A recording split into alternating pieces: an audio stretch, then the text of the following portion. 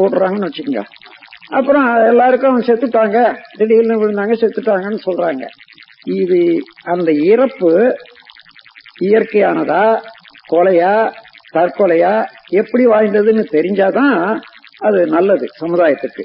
ஆகையினால அதை சோதனை போடுறதுக்கு முக்கியமாக அவர்களுடைய உறவினர்கள் வந்த பிறகு அதை வெளிப்படுத்தி அதை சோதனை போடுற அளவுல அவர்களே கிட்ட இருந்து தேய்ச்சி எண்ணெயோ சீக்காயோ போட்டு தேய்க்கிற மாதிரி வச்ச சடங்குகள் எல்லாம் சோதனை போடுறதுதான்.